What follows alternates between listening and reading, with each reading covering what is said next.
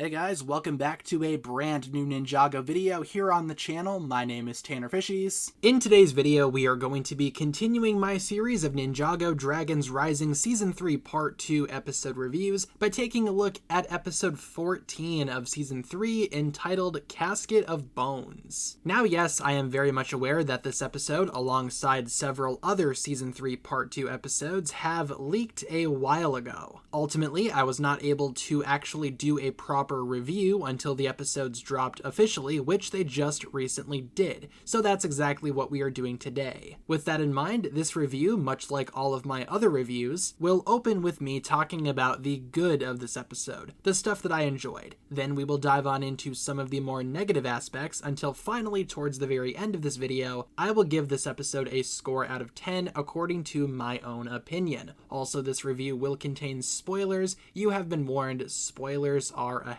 So in terms of episode 14, Casket of Bones, there is a lot about this episode that I enjoy. First of all, we get a nice little tease for the Forbidden 5 and Thunderfang. It's not much, but it's something at least, and I do really enjoy the atmosphere that Thunderfang and the ghostly Forbidden 5 bring to the season just as it is. Speaking of ghostly atmosphere, we do get a lot of the underworld in this episode, and it was nice to see the underworld again after having not seen it for so long. It brought me back to the days of the pilot episodes and season 1 of Ninjago. At the same time, while it is nostalgic to see characters like Cruncha and Knuckle back again and these skeletons just as they are, it is also relevant to the plot of Dragons Rising. But regardless, the Casket of Bones sequence was excellent as well. There's this really creepy atmosphere that the entire season has kind of been building so far that this episode continues with the underworld stuff. It ultimately does lead to a huge battle in the underworld between Eren, Sora, and Lord Ras, where the trio finally breaks up. It's a very awesome battle. Lord Ras basically needs to sacrifice Sora. That's the whole reason why he bothered bringing her in the first place. Obviously, Eren is not going to like that, so a huge battle ensues, and I really enjoyed the battle. It's very fast-paced, very action-heavy, reminding me a lot of one of the earliest battles that we saw in Dragons Rising between these three characters. Good stuff all around, and there is a lot of emotion to follow as well with Eren and Sora. It's always nice to see more of these two bond, especially after a huge traumatic event like this battle. On the other hand, we do have the Land of Lee stuff continuing, which I am a fan of too. Jay and Nia are borderline flirting this entire episode. Also, their dynamic is interesting towards the end of the episode when Jay is out for blood against Lee.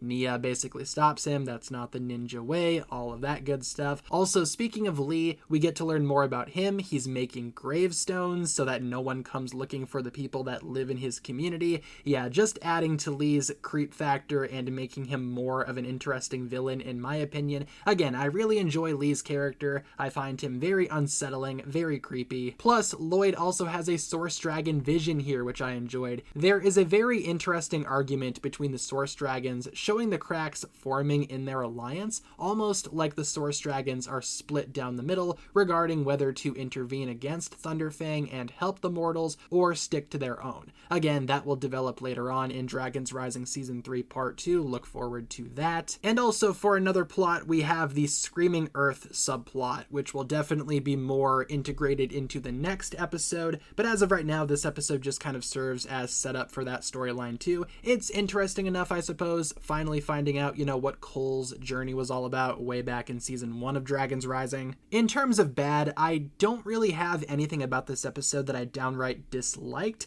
I will say the episode is kind of set up in a lot of places for upcoming events, but you kind of need to set up the events somehow, so it's not that big of a deal. The episode overall was very good, with a lot of awesome action, a lot of emotional moments too. Overall, just great. I liked this episode a lot, and for everything that I listed in today's review, I will give this episode a 10 out of 10, again, for all of my reasonings. Thank you so much for tuning in, everyone. That's going to pretty much wrap it up for my thoughts here on this episode. Leave your thoughts down below regarding what you thought about this episode, and hopefully you enjoyed listening to my review. If you guys did, feel free to like and subscribe, do all that fun stuff, and I will talk to you guys again very, very soon.